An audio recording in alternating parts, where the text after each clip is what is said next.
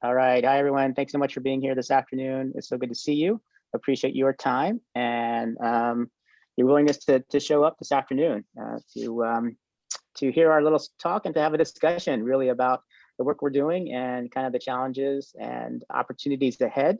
My name is Steve Batista. I am the Counselor and Program Coordinator for the Center for Teacher Education at Santa Ana College, and I'm currently the President of ACTEP. So welcome. And as you join the room, and if you haven't yet, please put your name and institution into the chat so we always have a recording of who is here and we kind of get a sense of who is in the room. And I'm going to start by having my colleagues introduce themselves as well. So we'll start with Dr. Rojas. Hi, everyone. My name is Leticia Rojas. I am education faculty at Pasadena City College and also the coordinator of the Hickson Teacher Prep Program. But I'm excited to be here. I'm in my second year in terms of teacher ed at Pasadena City College, and see some familiar faces that I've tried to make a community with in the last year or two. So thank you for having me. Thank you. Hi, everybody. Yeah, hi, everybody. My name is Colleen McKinley. I'm the Director of Educational Partnerships and Programs at Cerritos College, which gives me the privilege of being the director of the Teacher TRAC program, because it is a program that sits in that division. And I took over for the great Sue Parsons, who retired in 2016. So I've been at Cerritos for about 4.5 years trying to fill those very big shoes. So I'm excited about being here today. Thank you. Go ahead, Dr. Solano. Hi, everyone. Al Solano here. I am a higher ed coach. I help colleges plan and implement what I like to call homegrown practices. Pleasure to have Steve invite me. We go way back. When I began my career at community colleges, it was actually running a Title V teacher prep. So it's nice to come full circle here. Awesome. Thank you. Thank you for joining us, everyone. So our agenda today, as you can see, it is actually labeled with our names and the time that we're going to be speaking, because this is actually our dress rehearsal at the same time as we're actually giving the presentation. So we're trying to keep ourselves on track to be able to at least give ourselves at least 30 minutes for discussion at the end. We have some questions, and we again have the opportunity for dialogue with everyone who is here today. So that is our intention. So we're going to go ahead and get started. So what I wanted to share first is this idea of key pillars of community college teacher preparation programs. And so, we're all, as I can see from the list, running programs and implementing the work that we're doing at our campuses. But also wanted to make you aware that there are some model frameworks out there if you are either beginning or looking to see like how can you see about the major components of a teacher preparation program. And one of them, the first one is from NACTEP, the national organization, the National Association of Community College Teacher Education Programs. They created a blueprint for excellence, and that exists as a document on their website. And I will share the link with you. I'll put it into the chat a little bit later, but I'll also, when we send this out, it's a document. If I can, actually, I'll pull it up here. I think I have it listed here. A blueprint for excellence, and it basically outlines and gives community colleges some ideas in terms of guiding their programmatic work and related to the sustainability of programs in student retention in areas of recruitment and preparation and in preparation as well. So it's a really good document. It kind of gives, it's pretty broad though, but it helps programs kind of see if they're hitting all the other areas. The other model that was created, and that was created out of the CCC TPP STEM CTE project, and then later on Ed Futures, was this idea of these model strategic components for community college teacher preparation programs. And this lives on the website, the teacherprepprogram.org website, and has some really good details about how we might create specific entities within your programs to kind of hit everything from recruitment outreach to curriculum to partnerships and all those kinds of things. So I wanted to let you know there are a couple of documents that exist that have some of this work in it. But what I wanted to really share, is kind of share some models of programs today. And so the two models that we're going to share is Pasadena City College and Santa Ana College. So I'll start with my colleague. Yeah, thank you so much. I wish I would have looked at those blueprints when I first started in this position. But so this is my second year, like I said, at Pasadena City College. Prior to that, I did teacher ed at Brandman University, and then I was a high school teacher at Roosevelt High School for 10 years. But our program's been around for at least 20 years. And just to give a little context, was incredibly strong some years ago, and we had a significant student population. And over the course of the last 5 years, some of our enrollment had gone down. And so my one of my tasks, along of course with amazing folks that I work with, is how do we build and strengthen our program, especially in the context of a pandemic this year. Right, if you can go to the next slide. So just a little bit about the program itself, and what I'll speak to is some of what guides our work at Hickson, and I'll mention a little later why we call it Hickson Teacher Prep. It really comes from an endowment, but it's student support. So really supporting students as they transfer or get to their four-year institution into the career of teaching, financial support, of course, and then career. And so I'll speak about funding, but as much as possible, getting our funding and getting money into the hands of students, right? Exposure to the field, so fieldwork, internships, mentorships, teacher talks, and then an added focus on equity and diversifying the teaching field. Then we go to the next slide. So I'll speak to these three. So in terms of student support, a lot of my efforts in the last couple of years have been on articulation. So working with Cal States to get classes updated, classes that are on the pipeline but hadn't been articulated with some of the CSUs. I've been working with our curriculum and instruction team to increase the number of transferable courses. So this year we were able to get 2 more education courses to be CSU transferable, which is a big deal, right? Because we want our students to be able to use those courses and to be able to draw in more students with some of those courses, one of which is an education technology course, which I think is incredibly relevant and current for our current context. I'm also beginning to work with a specialized counselor. So the way that Pasadena works is we have generalists as counselors, and that was an area that I felt needed an additional attention in terms of having a specific counselor that works with our students, because we know that the world of credentialing is so specific and so nuanced that having someone who is knowledgeable and can work with our students and is open and flexible to working with our students was a key component of our program.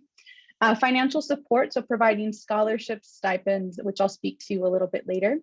And then working with the Career Center. So that was something that I started last year and am excited to kind of strengthen around MOUs and building MOUs with partners.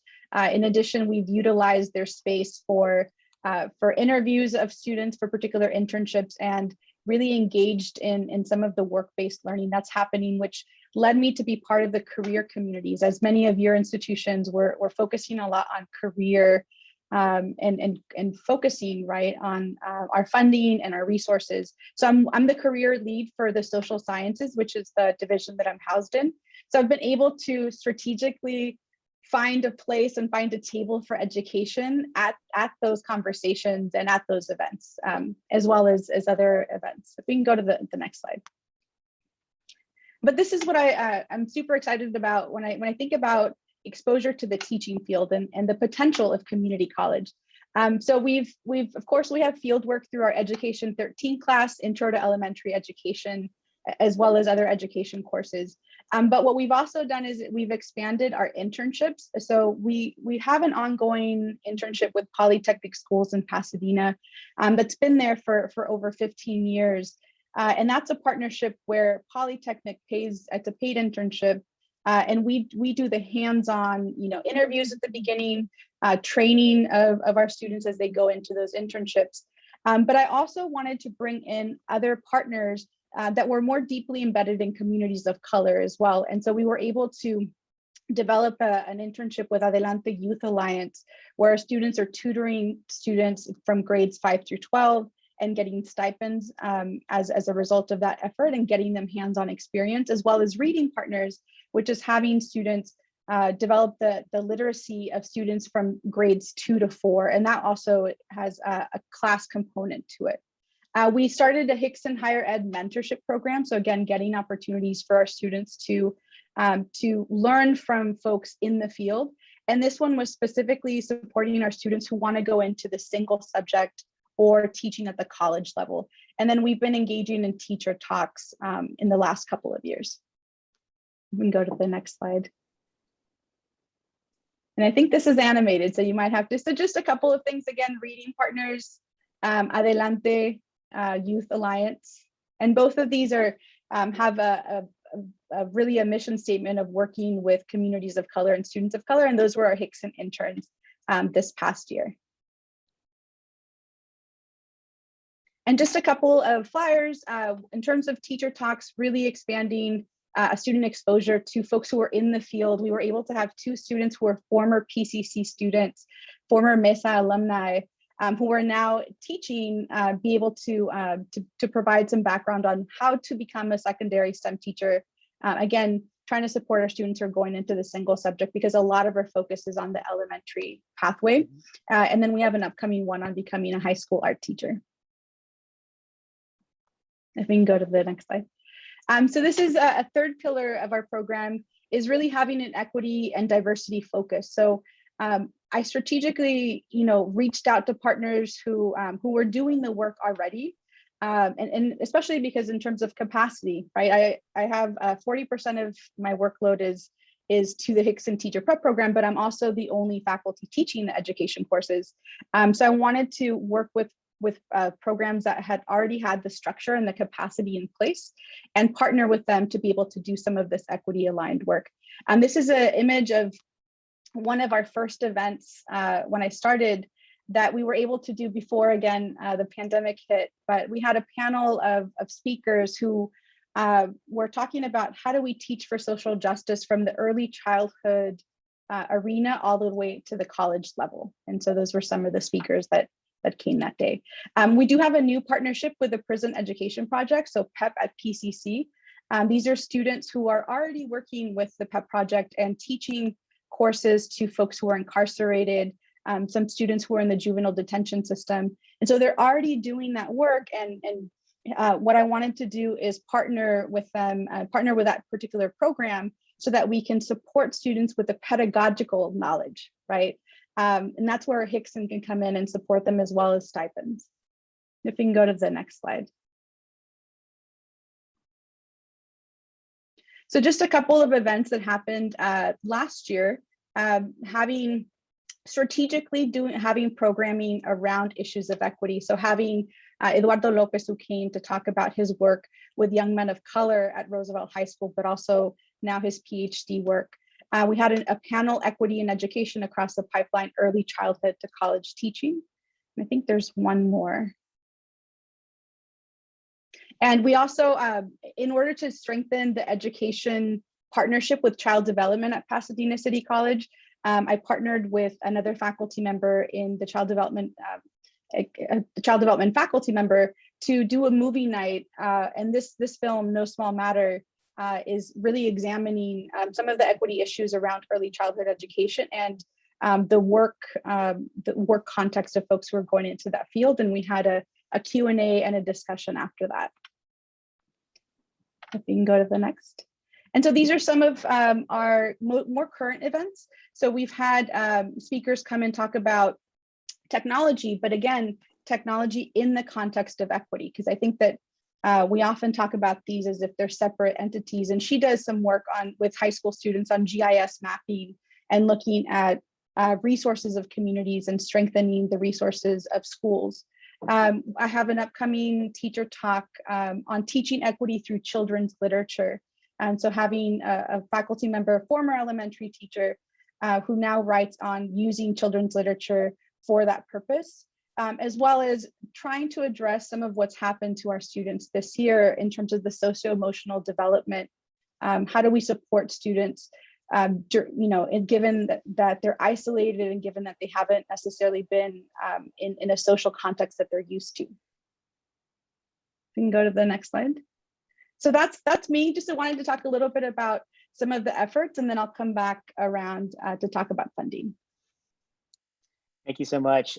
So the next slide is really looking at the context of how Santa Ana College has implemented our program. Our program has been in place for over 20 years, and we have just switched to a more guided pathways framework. And the 7 slides that you see in front of you are the name of our current academic pathways under guided pathways. And you can see that we have developed one called Future Educators.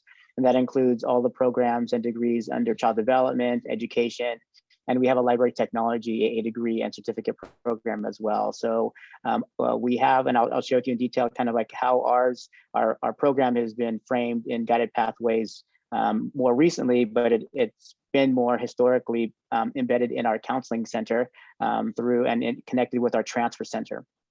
I'm a counseling faculty member by discipline, and I came onto this work as a coordinator for our program, grant funded, almost like a transfer center director for future teachers.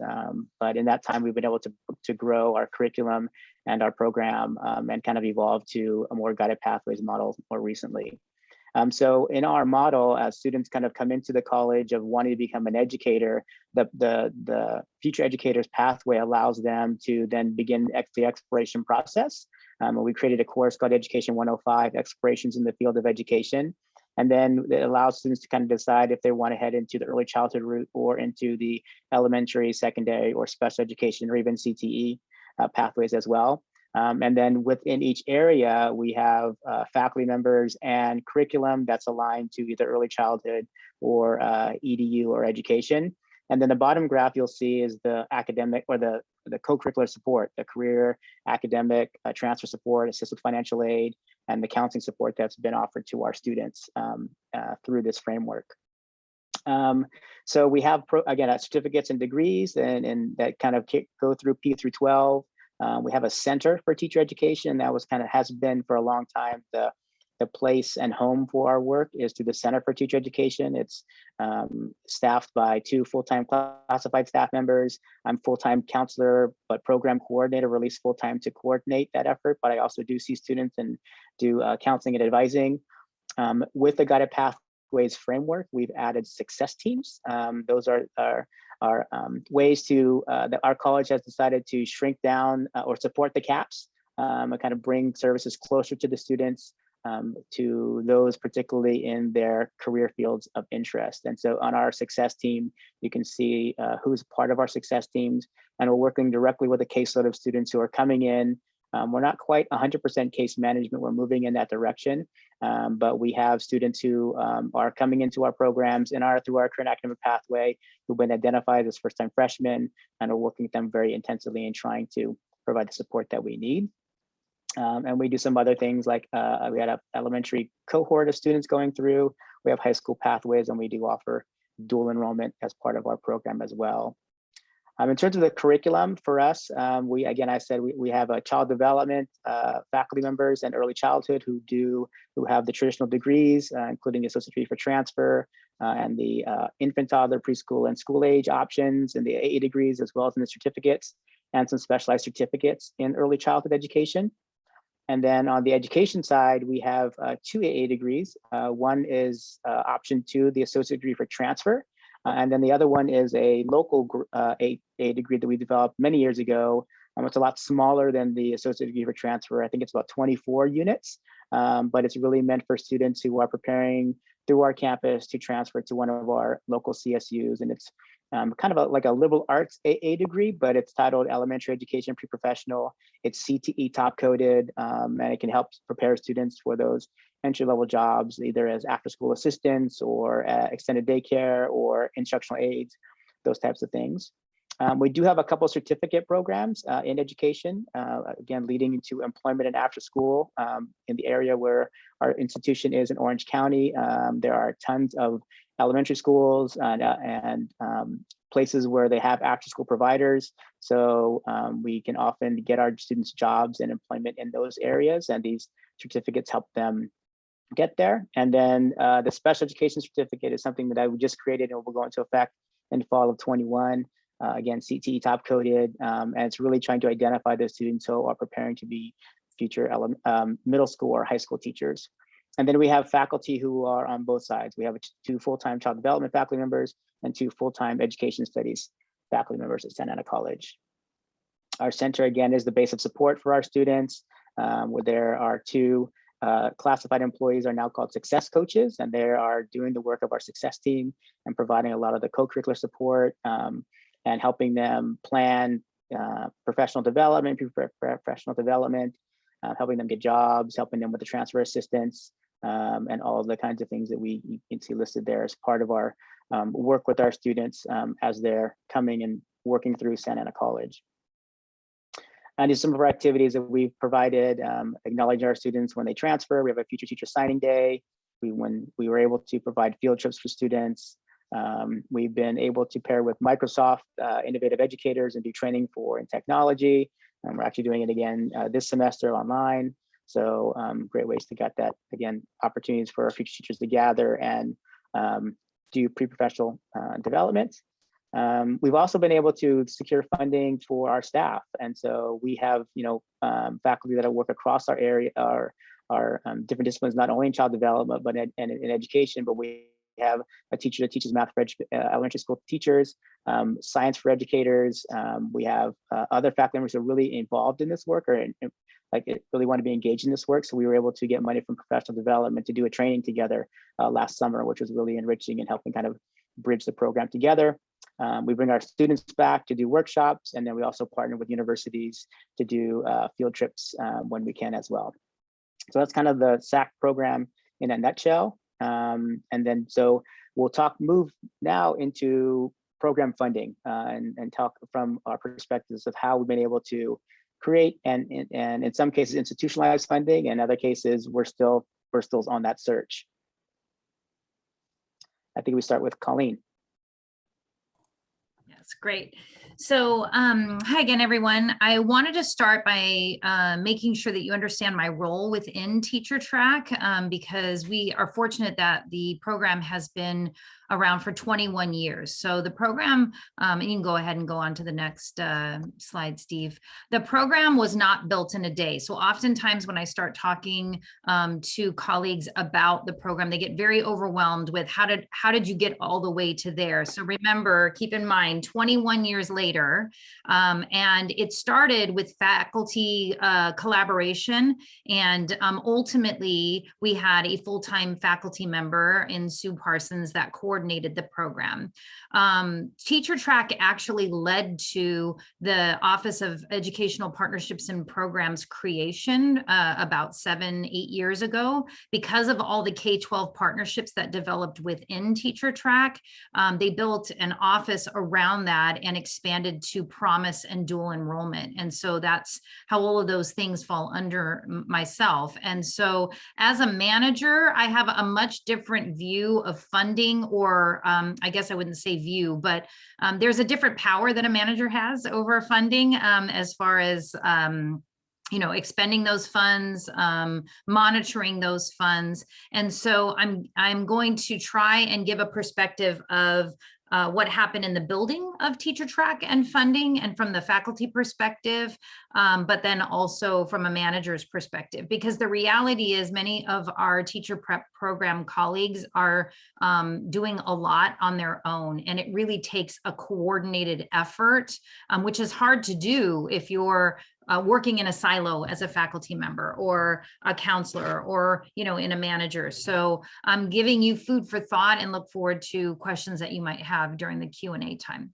So Teacher TRAC was initially built because the president of Cal State Long Beach and the president of Cerritos College, during the when schools were going to class size reduction and there was such a need for elementary teachers, that they decided to partner because Cal State Long Beach was developing their ITEP program. So it was almost the perfect storm of top-down support while Cal State Long Beach was adding a pathway. So it allowed our faculty to jointly plan what that would look like. So you will see that we mirror Cal State Long Beach's liberal studies program in our elementary pathway almost completely in the first 2 years. But what that provided was not only professional development for our faculty alongside Cal State Long Beach's faculty, but an understanding of the importance of community college students in teacher preparation. And so back 21 years ago, there was not the associate degree for transfer. We really weren't having, or you really weren't having, regional conversations. 21 years ago, I was in Bellflower Unified in my K-12 world. So I really wasn't involved in the community college teacher preparation. But, I think these are three key ingredients to the success of ultimately institutionalizing teacher track. And I think that the president's agreement and support cannot be understated, right? I mean, as soon as the president of your college has something that is a priority, it becomes everyone's priority. So, we can moan about that, but that is a reality. And so I think the more that you can get your teacher prep programs on the president's radar, the better. And there are lots of ways to do that. But as soon as there are connections made to campus initiatives, connections made to student-centered funding formula. It takes a while to get it on the radar, but once it's there, it's pretty firmly planted. And I also want to mention that the entire campus, if there's one thing the entire campus can rally around, it's teacher preparation, because we're all educators. I mean, even staff, classified staff, are in the business of supporting students, and education is sort of in that blood. So, tapping into that passion around what we do is really important prior to having those fiscal conversations as well. So, Steve, go ahead and go to the next one. So just some insights. I've shared some of those already prematurely, but the development of the ITEP program ultimately led to an MOU, which doesn't exist anymore, but it speaks to the fact that Cal State Long Beach, through that collaboration, realized how important it was to have a pathway for community college students. And I think we've made a lot of headway in the last 20 years about that. That is a common theme when we talk about diversifying the classroom. And Steve had mentioned much of that beforehand. Just the collaboration alone led to that understanding, which ultimately led to other opportunities. And I think collaboration and innovation with that awareness also can be married with student success stories, because we can always rally around when we see those, when we put student faces to those things, right? So it's one thing to make, when you're making connections to those that are making financial decisions, it's always good to put some students' faces, stories in the mix. And institutionalization takes planning. And what I mean by that is that it doesn't happen overnight. So in talking with Sue and listening to her collaborate with others about how she institutionalized, she had to think deeply about what institutionalization means. To some people, it means that there is general funding that is directed to a program. But something I've heard her say recently is that it has to be part of the college's planning structure. So we go through instructional program review. We'd go through resource allocations like any other program or department on campus. And that's important because that structure leads to institutionalized funding, right? Like we can't hire faculty, for instance, in the ed department without having something within our faculty hiring prioritization process. And that includes having to have it done in instructional program reviews. So kind of think about from your own context, what does institutionalization mean? And does that necessarily mean district funds? Sometimes with categoricals, there are programs that are completely categorically funded, but really are institutionalized in that the institution has committed that on an ongoing or in an ongoing basis. Go ahead and go to the next one. So these are the variety of funding sources that we've used over the years and currently. So the district funds, we do have general funds, and that those institutional funds pay for myself. We have a teacher track office with staff. We have counselors, 4 counselors that provide pathway specific counseling, and the time that they spend with our teacher track students is part of the counseling, the institution's counseling time. We do through grants pay for additional time for counselors to collaborate, and I'm working on that becoming institutional as well, but haven't gotten there yet. So, so professional development, over time, we've had 115 faculty through the years participate in faculty inquiry groups around targeting their courses for future teachers. And so you can tap into institutional professional development that supports your program that already exists on the campus. So those are some examples of things that we fund with district funds. State funding, we've been a long time recipient of the Chancellor's Office grants. And I know I came into this work at the tail end of the TPP CTE STEM work, but we also were regional lead in the Education Futures Project, and then participate in the LA Teach Regional Strong Workforce Project. We don't actually have any local strong workforce funds. We used to utilize Perkins funds, so I probably should have put that under there. But those are some examples of state funding that we've used. And then federal funds, our single subject pathway actually came out of an NSF grant many years ago. So Teacher TRAC started with an elementary pathway, and then the NSF grant was utilized to expand to secondary. And then there was a Title V grant, or actually I don't think it was a Title V grant, but yet I think it was another NSF grant that helped bring the CTE pathway in. And then I used Education Futures to add the early childhood pathway. So now we have a program with our vision aligned to guided pathways, which is any student who comes to Cerritos College interested in teaching has a resource in Teacher TRAC. So it doesn't matter the age level of the student, it doesn't matter the subject, we have a pathway for you. So we've also been recipients of Title V grants, and currently we have a U.S. Department of Ed supporting a SEED grant, and of course it's escaping me now what SEED stands for, but that is a recent, we started that in October. We are working in collaboration for the Center for Collaborative Education. And the reason for our interest in this particular grant, along with Rio Hondo and El Camino, is that it's a research grant with West Ed on the project. And my hope is that through this grant, which is providing additional mentoring to our students, we really start to have some firm data about the community colleges and teacher prep programs, so that we're on the radar of nationally, let alone the state of California. Because looking at this screen, you can see we have to braid funding, right? We're not just, there isn't a structure for teacher prep programs on community college campuses that lends itself to every campus. You'll find programs in different departments. You'll find some that are completely grant funded, and if those grants went away, there would be no program. We're fortunate at Cerritos College that if all of these grants went away, we would at least have an office, we'd have counselors, we'd have a staff. So, you know, we are trying as to pay it forward, having been successful over the years to get this funding, to continue to put onto the radar of state and federal initiatives and funds that there needs to be structure to teacher prep programs.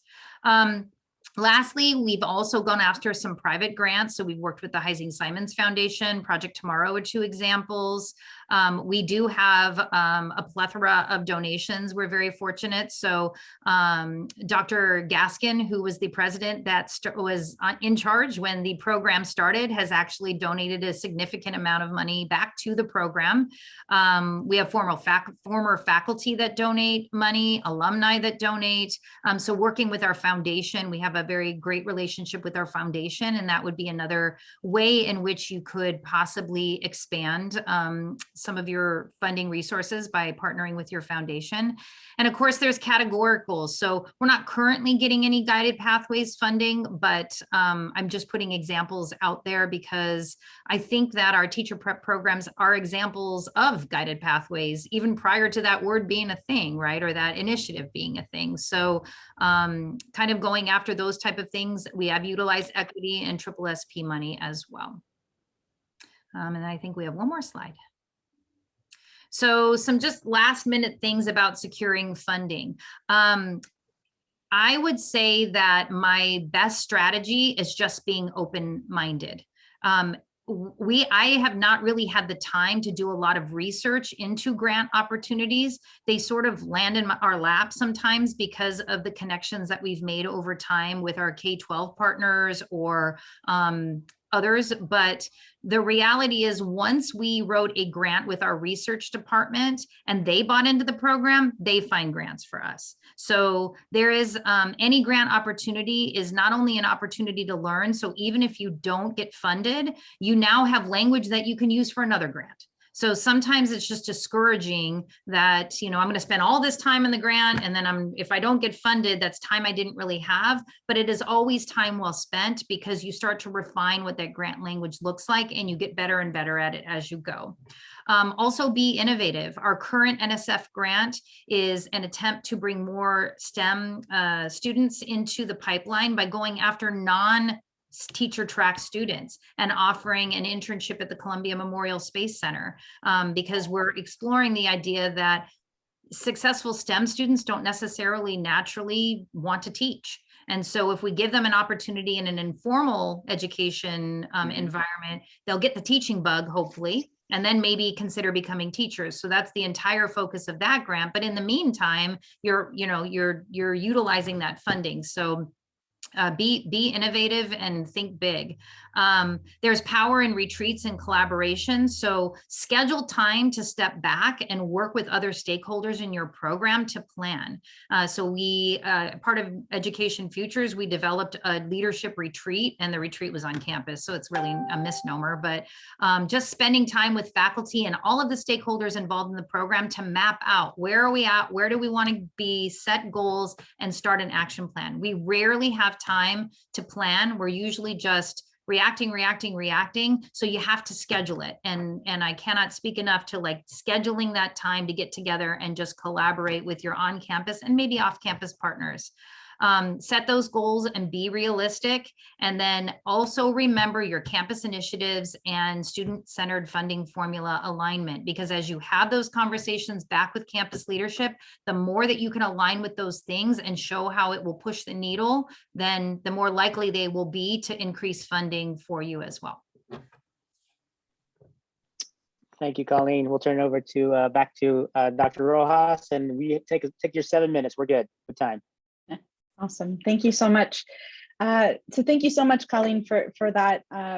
In terms of the Hickson program in Pasadena City College, we are very fortunate that in the year 2000, the Hickson program actually started as an endowment from Adelaide Hickson, who donated $1 million into the teacher prep, which translates to about $30,000 that we have to work with.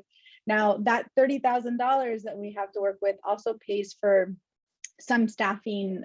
So she's not in this space, but I'm very fortunate that I have the support of a program assistant that can dedicate at least 10 hours a week to the Hickson program, and can, she's incredibly important in keeping up our listserv, in doing a lot of the outreach for students. And really helping me manage this program, right, in addition to what we do in other areas.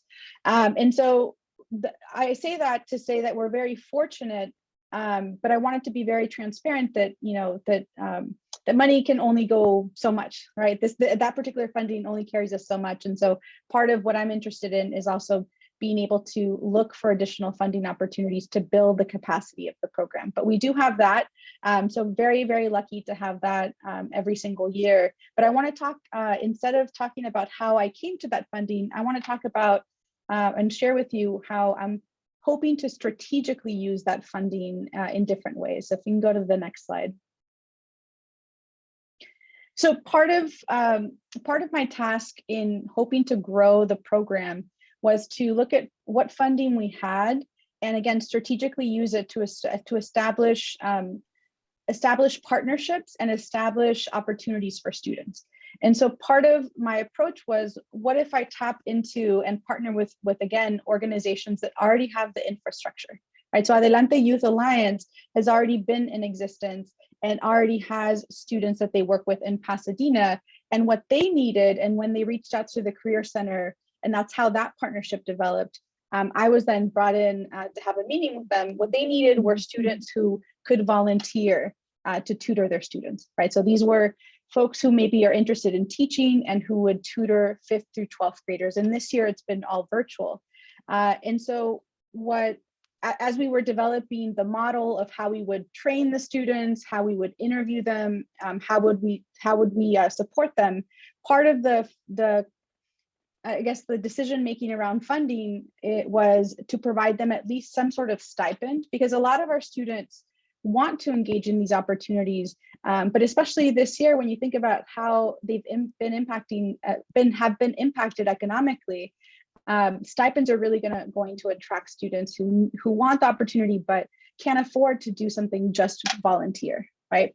And so small stipends was at least an initial step. So what I did is for these programs is I tried to package it in a way where students could have a couple of options. One, if they did 30 hours or 32 hours, which is the equivalent of half a unit at PCC in terms of the internship course, they had access to half a credit and they would receive a $350 stipend. So that was the completion of 32 hours of service. If they did 70 hours of service, they would receive a $700 stipend and the opportunity to take a 1 unit option. They didn't have to take the half a credit or 1 unit option because that's also tuition, right? So they had the option of taking that. I'm the faculty member who's connected to that internship course, and so I also oversee those students as well. So that was kind of an initial model, and this was an opportunity to, again, also diversify the types of partnerships that we had. We have an amazing partnership with Polytechnic Schools, but it is a private institution that doesn't necessarily serve large populations of students of color, right? So that was an initial model, and then Reading Partners came into the mix because they were also looking for students who could volunteer their time to work with 2nd to 5th graders in the Pasadena community. And so because we had that initial model, we wanted to replicate it. And so we're working with 10 students who are our Reading Partners interns, and Adelante, we have 9 students this past year. The Prison Education Project, that's actually a project that I myself just finished teaching a class for them. And that was an amazing experience because it was 4 faculty and staff members working with 4 PCC students. And by far the PCC students were the best instructors, right? They're just amazing educators. And that was just one class. The PEP program actually teaches 4 different classes at PCC. I was the intro to social justice. There's an intro to mindfulness and wellness. And so part of the strategic kind of intention in that is, how do we work with an organization who is already working with future educators? And in particular, I was interested in working with them because they're also attracting students who might not necessarily come to Hickson at the very beginning, right? These are students who are maybe majoring in history and sociology, maybe in STEM, but have a social justice kind of inclination, right? And so how do we bring them into the teaching force, or at least provide them opportunities? So I think for me, strategic funding is really helping me not only get money into the hands of students, but also helping me with the fact that there is only one of me, right? There's only one counselor that we're working with. There's only one Clara who is a program assistant. How do we build and get bigger as we then look for funding to build that capacity at the same time? You can go to the next slide. So this is just the example. This is a flyer that we provided for students, but again, packaging it in a way of if you engage in this opportunity, you have the option of receiving a stipend. It actually moved up to $700. You can get, one course unit, one transferable course unit, or you can get half a credit. You can go to the next one.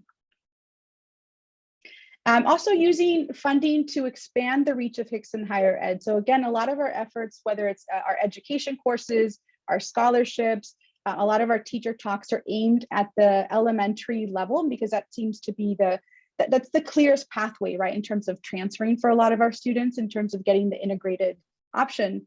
But we also have students who want to be college faculty or interested in teaching at the higher ed level. So we did start Hickson Higher Ed mentorship program. We have 5 students per semester, and this semester actually we had 7.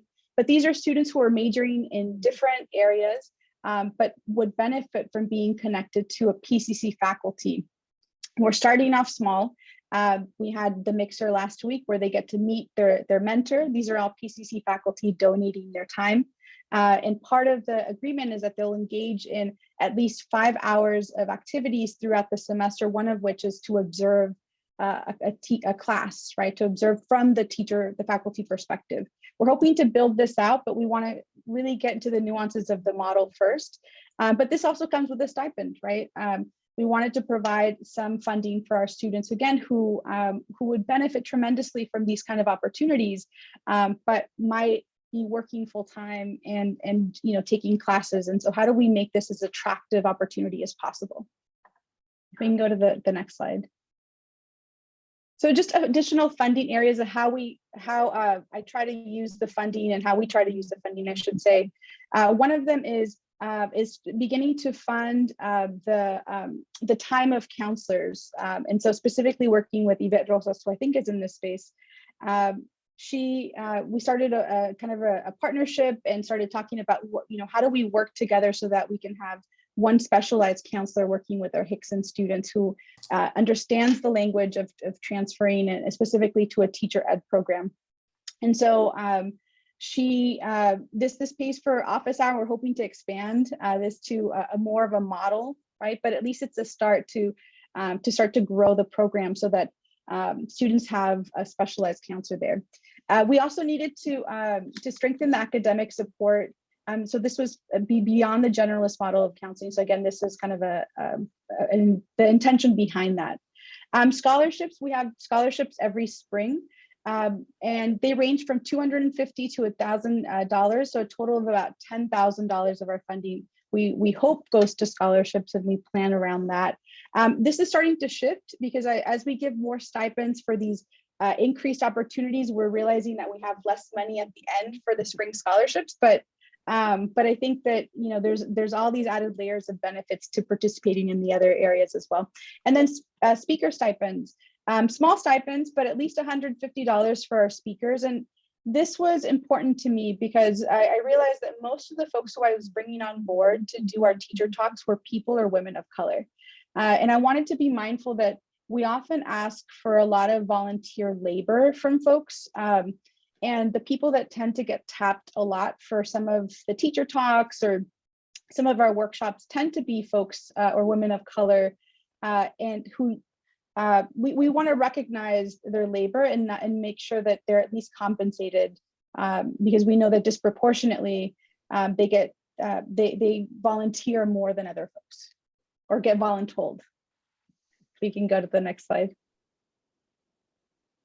So a little bit about the funding. Some of the challenges are what I'm hoping are opportunities for growth, building capacity, right? And so part of this is tapping into what Colleen, was mentioning in terms of grants, tapping into other outside funding, hoping to build the program so that we can get more adjuncts. And so it's not just me teaching all the education courses. That's also helpful for students so they see more diversity in their faculty. Strengthening the partnership with child development. We've been working with them, but really strengthening and understanding that that strong partnership between education and child development is necessary because we have such crossover amongst our students. And then also other departments and disciplines. We know that there's a large population of students who are maybe majoring in psychology, but might want to be counselors of children, right? And so how do we start to partner with them? This is something that we're hoping to work on in the next year, is really strengthening our cohort model, right? So having a mechanism for really reaching our students at the beginning of their PCC journey. What's happening is, they're learning about our program, they complete the application. We have about 400 students on the listserv, but we're also meeting them at different points in that kind of in their process, but really strengthening how do we meet them at the beginning so that we can follow them through and use some of that data and tracking to inform our practices. Okay, we hope to really strengthen that. Continuing to develop community school partnerships, again, focused on equity. And a big component of this is formalizing the processes, right? So once we use a model and hopefully move towards, making it a more perfect model or a more, kind of effective model, being able to institutionalize that so it has institutional memory, right? So that anybody walking into the space isn't starting necessarily from scratch, right? Having MOUs in place And then articulation efforts hopefully are ongoing. And then hopefully developing certificates. Our child development program at PCC has an amazing certificate, different certificates, and has a great process for students and options for students. So we hope to do the same at the education level. I think that's me. Great, thank you. And I'll just leave this list up here. We're kind of like Colleen and Cerritos College, where we've had external funding for over 20 years. And actually, for the first time next fall will be the first time my two classified employees will be institutionalized. So I've been running, using projects from all these different sources, being creative and innovative to fund our projects as well. So I just kind of give you a snapshot there of different funding sources as well. And then we'll kind of move now into Dr. Solano talking more about program alignment and funding for individuals who are thinking about progressing and moving forward and trying to expand and scale. Hi, everyone. So when you're thinking of launching initiatives, I encourage teams, colleges to work on what I like to call the 3 C's: clarity, coherence, and consensus. Without clarity, it's very difficult to have coherence. Coherence meaning, how is it this initiative, this project, this priority that we want to do, how does that fit with everything else in order to reach genuine consensus? Now, one really nice tool to use to have some clarity, to have some coherence, and to reach some consensus is a logic model.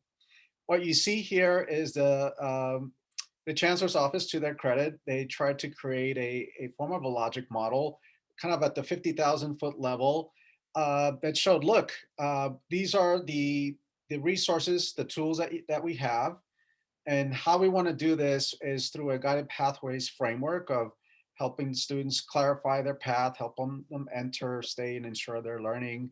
And then measures. I mean, for them, they wanted to use the vision for success, obviously. So this is a really nice graphic organizer. That's really what a logic model is, so that you can really have a good picture. You're all on the same page of what is it that we're trying to achieve. So if you go to the next one, please, Steve. Mm-hmm. The next one. Thanks. So a logic model is, as I mentioned, a graphic organizer that allows you to look at, well, what are our outcomes? What are our outputs? What are our activities? What are our resources? And logic models are now, they're mandatory for all federal grants. I've yet to see a federal grant that doesn't require a logic model. And for other funding, if you go for private funding, it's still a very useful tool for you to create one so that you have this team that you're working with to write a grant that you're all on the same page. So a logic model, if we can go to the next slide. If we look at it at its most basic level, let's say that you wanted to get rid of a headache. So logic models, usually you start from right to left. So you look at all the way to the right, what is the outcome that you want to achieve? You want your headache to go away. You want to be able to go back to work, do what you were doing. You want to be happy. Now, in order to do that, you need to have some outputs. You need to be hydrated. You need to feel more relaxed. And then how can you be hydrated? How can you feel more relaxed? So that's where the strategies and activities come in, right? So you drink water, put on a hot compress, take an aspirin, perhaps sit in a quiet room, and then you need the resources for that. So this is a logic model, and it's a very basic level. Can we go to the next one, Steve? So what I'm going to take you through here, I want to leave you with a tool. I'm going to drop it into the chat here in a moment. So if I can share now, Steve, so I can take them through that tool that they'll have access to. Mm-hmm.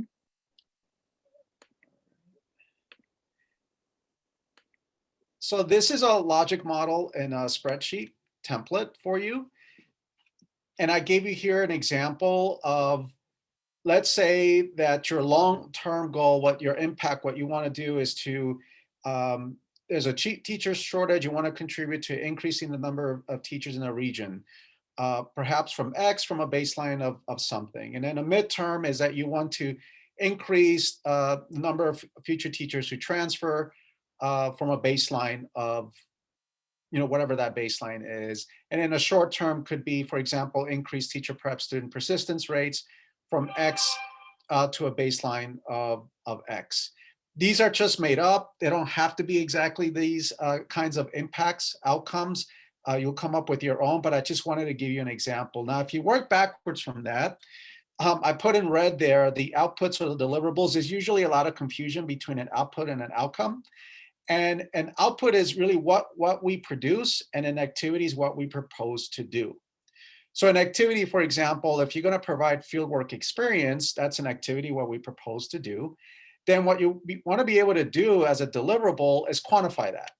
So let's say we want to place 100 students per semester to complete fieldwork experience. And then an input for that, a resource that you have for that is your partnership with your local K-12 schools, right? Now, as an added bonus to this logic model template, I have here an action plan. This is useful when you're writing the implementation plan for your grant, or if you get the grant and you're having your monthly meetings to see how things are going. You can separate it out by each of your output, each of your deliverable.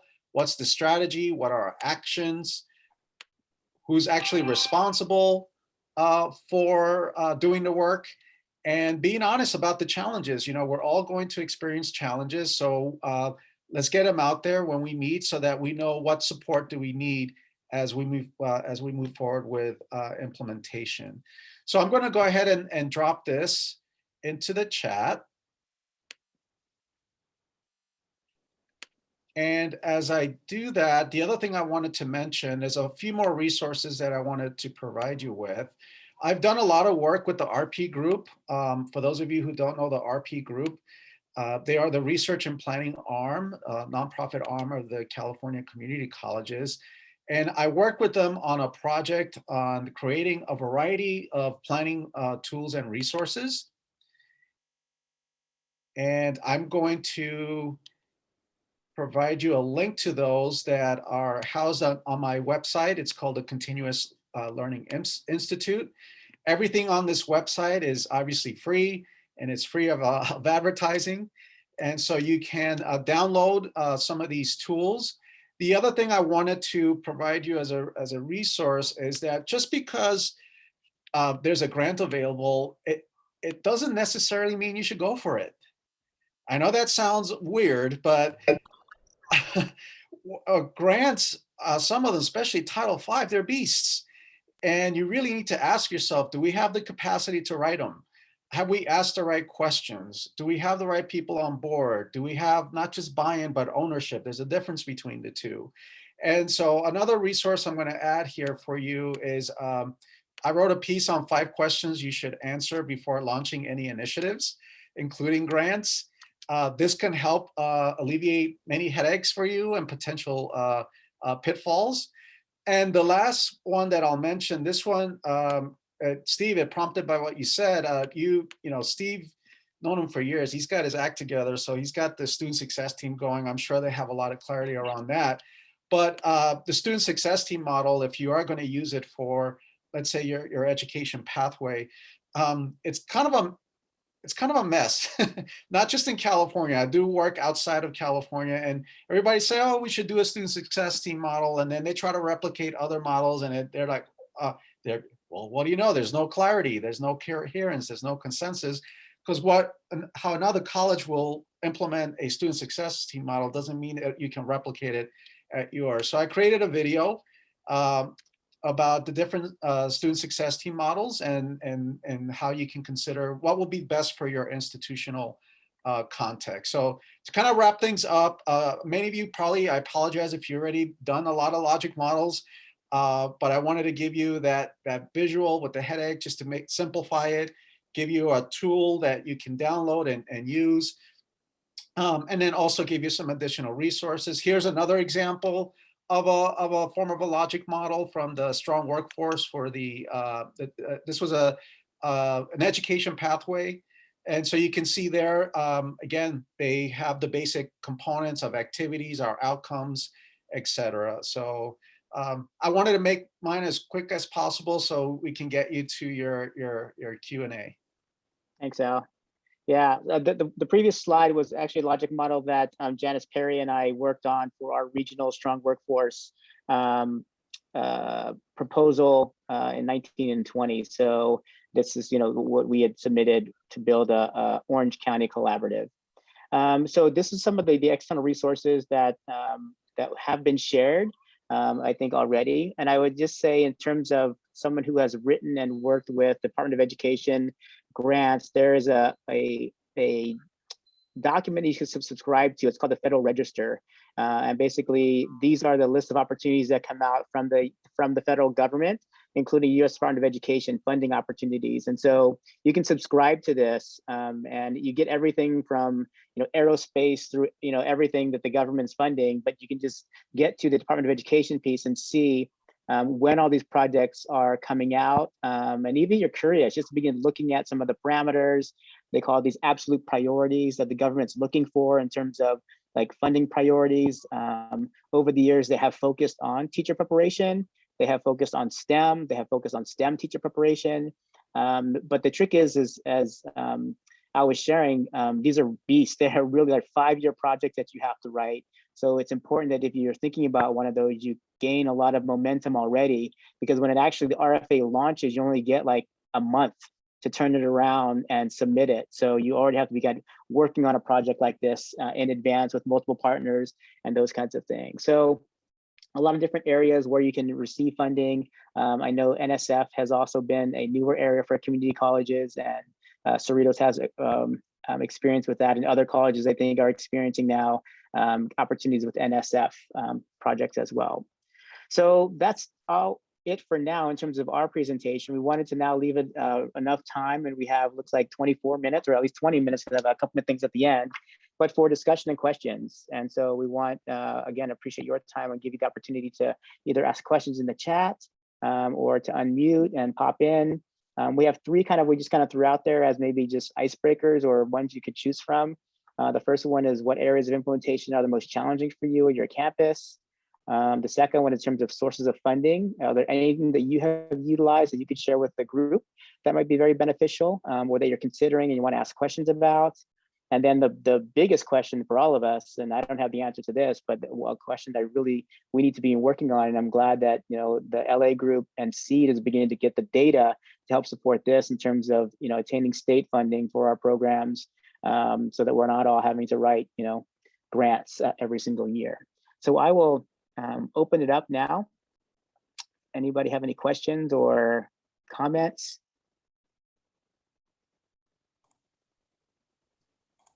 Hello, my name is Veronica Allen. Sorry, my camera's not working, but I am a faculty member at LA Mission College, and I teach for both child development and education. And I'm similar to PCC in the sense that I'm the only education faculty member, and I am teaching and also trying to build the program and trying to leverage support across campus through existing resources for students. But there's a lot of opportunity on the horizon to grow our program and wraparound services. But my question is, I have done mentorships for students that work one-on-one with teachers pre-COVID and virtually, and they were offered compensation, and I know that's not the correct word, and I don't even know what word to use, because I was encouraged to be very careful of what it was called.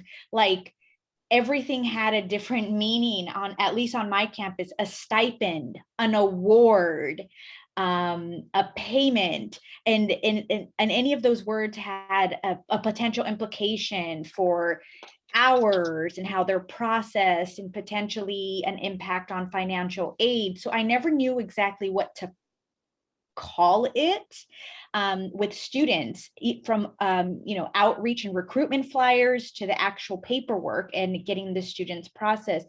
My question is for the community college like PCC that have paid students to be part of a mentoring program. How were they processed? Were they processed through the college's HR?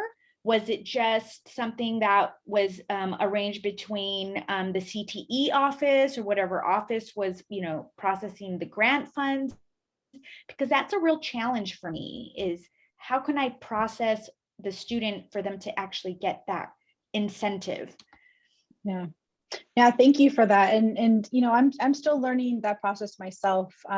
So Clara, who I mentioned, she works for the foundation office. So our funding for PCC, because it was an endowment, is actually handled by the foundation department at PCC, who handles a lot of donor funded projects, et cetera. So there's not as many stipulations. I still have to play by I still have to understand the rules of Pasadena City College. So for example, anything over $700, I believe, has to be, students have to fill out a particular form for taxes. And so that was one of the parameters. And that's the reason we kind of finalized on how much we could give students in terms of stipends. And we call them stipends for the mentorship program, for the internship programs. Now our scholarships are a little bit different. Those can be larger. And again, they're from the foundation, unless we have outside donors who are giving scholarships. And we have a couple of those that are handled externally.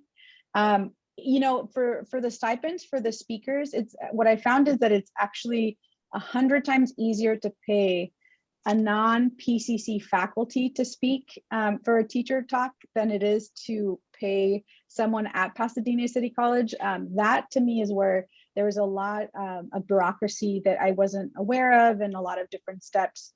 And so I've tried to, as much as I can, learn the rules and figure out what it is that I can get away with and what it is that I have to make sure that I'm abiding by the documentation. But I have a lot of flexibility, and that's one of the things I'm grateful for, because it is an endowment that has pretty much not a whole lot of parameters, except that the funding can't pay for my salary, of course, and then can't pay for particular things. But the intention behind that endowment was that the money go to students as much as possible. So I don't know if other folks maybe have similar situations that they can speak to a little bit more.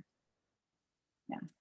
I'm actually going through that right now with the seed grant and the stipends associated for the students participating in the mentorship.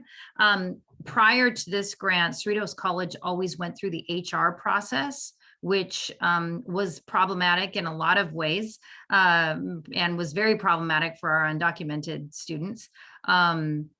So we do utilize foundation and have that same flexibility, Letty. What we're doing now, though, is that I've identified with our budget department that the hiring really has to do with whether this is an employer-employee relationship. So Veronica, one of the things I would say is I learned a lot in trying to avoid having to hire students for this, but the budget department needed to understand the difference between like what was going on, because they have rules for a W-2 versus a 1099, right? And even with, so I know that my colleagues at El Camino and Rio Hondo will be doing something different. They set up a requisition basically, and then turn in paperwork every time to pay the student. Our campus was not okay with that process. And so right now we're investigating going through financial aid as an additional grant, which would make it easier to pay all students. They would simply have to be enrolled. I'm waiting on info though about like we need to ensure it doesn't impact their financial aid, but our campus would prefer to avoid payroll. So unfortunately, I understand what you're saying. I haven't run into the wording used in a grant, but I can tell you from our campus, it was that, is it employer-employee or is it something else? And there are, even though I find that people say we have to do it one way, once you dig, you find out there are other ways too.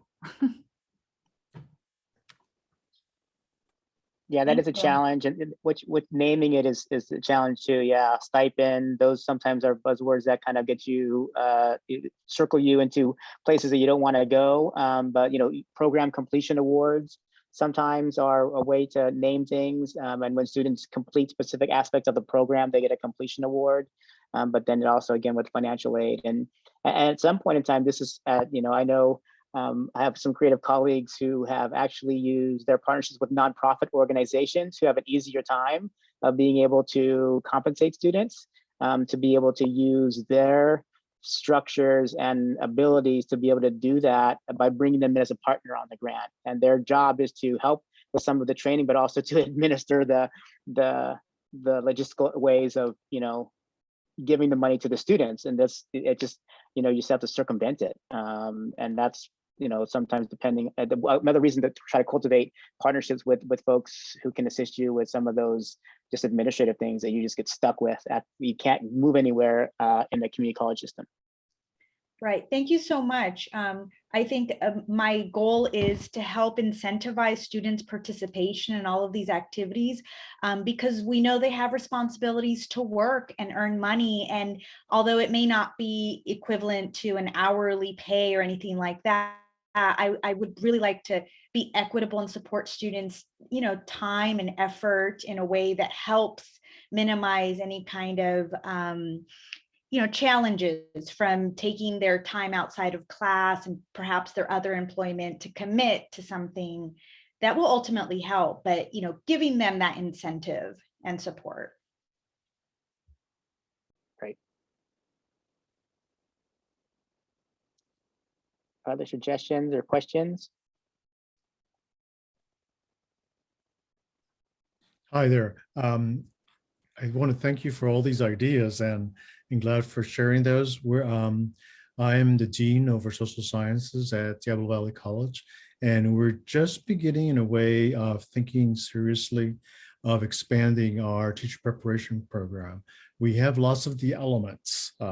So we do have, we created a task force under the workforce development for teacher preparation. We do have an ECE program that's thriving, and it has all the elements of support for professional development for students. There's been some funding for their textbooks, and there's been a lot of tutoring, mentoring. So unfortunately, that's under first five here at Contra Costa County, and that money is going away. So we've had to rethink of what we're going to do. But in the process, we want to actually expand our teacher preparation into secondary ed. So we have already in place an AAT for STEM interested teachers in the future. So we have lots of the elements, but now we actually have to expand and maybe put it under all one umbrella so that we're not duplicating efforts. So some of these ideas that you have and some of these questions are going to be really excellent as we work through this through the summer and through next year. So just wanted to thank you for that. Thank you for your comments and thanks for coming. I'm curious, what is the name of your degree? You said for secondary education, you're calling it STEM. Can you give a little more detail on that? Yeah, it's AAT. It's a transfer degree for teacher science teacher preparation for high school.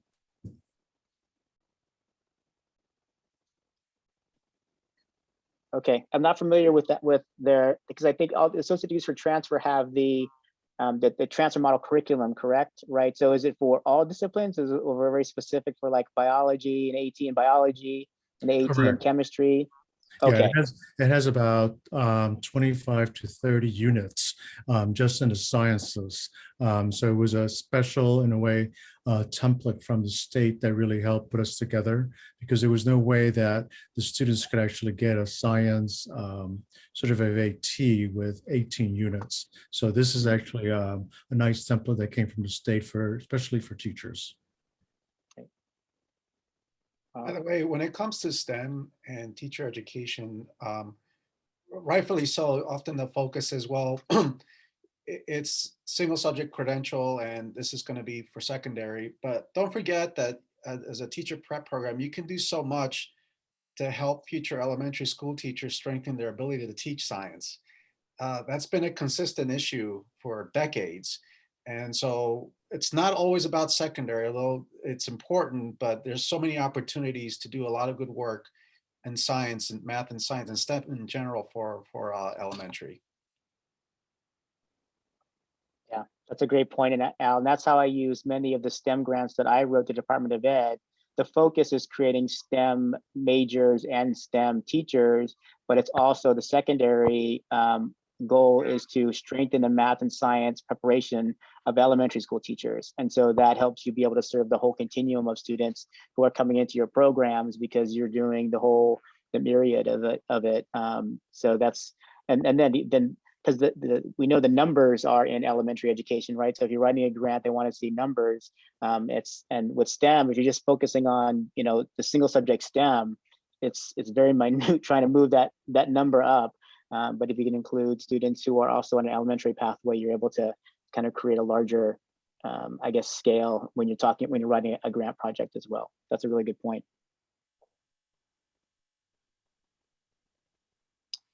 Other sources of funding that we haven't covered that I'm wondering that people are using or have used or are seeking?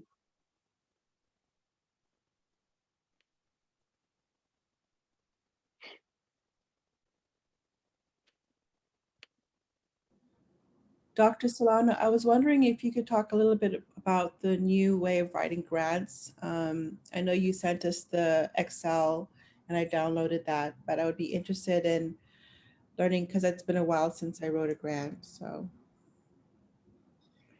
Well, you know, it's a good question. It depends on the grant. If you're going to go for a federal, the RFP, the request for proposal, is quite comprehensive, kind of convoluted in how it's structured.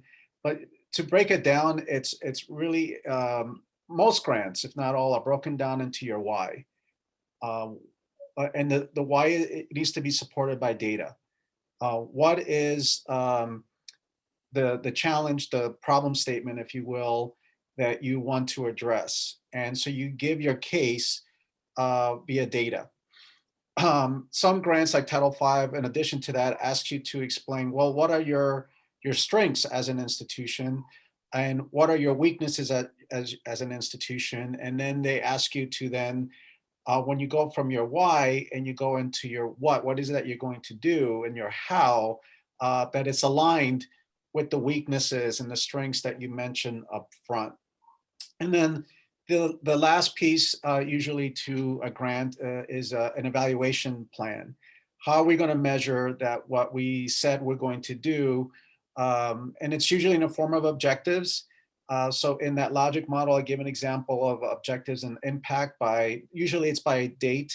So if you get a grant, let's say this fall, and it's a 5-year grant, you can have annual objectives, or you can say by the 5th year, by 2026, X amount of students will, do something from a baseline of something. You want to have that baseline to see, growth. So those are the basic components, and that's why your relationship with institutional research is really important. In COVID, we couldn't really take people out to coffee or lunch, but going forward, I highly suggest that you have a really good relationship with your IR person, because they're going to be really important to get you the data to explain your why. And they should be involved when you're building your objectives, because if you do get the grant, and you're going to be responsible in the annual performance report to report out on those objectives, and guess who you're going to go see to help you see where you are with your numbers, institutional researchers. So IR people are your best friends. Thank you. You're welcome.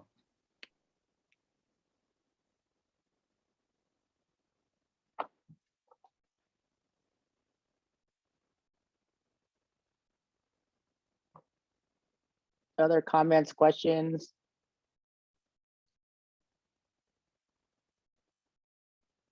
People asked about the recording. So definitely the recording will be available on a slide deck. The slide deck, the presentation recording, and the handouts will be up on the ACTEP website. So I can maybe head into the home stretch here and just encourage all of you to join ACTEP.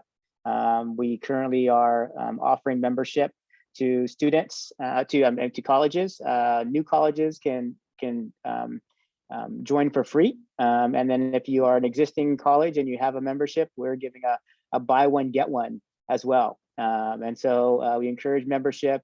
Our goal is to have several of these speaker series throughout the spring. We have our fall conference, our fall convening as well, that we invite you to. And just to let you know, we are really trying to build a larger community across the state. So I'm glad to see so many people from different colleges, from San Diego to up north. We really want to try to bring all of our members together to really try to support the work that we're all doing, but also to become the voice and a larger voice for community colleges. As Colleen was sharing, she is working with a partnership with WestEd.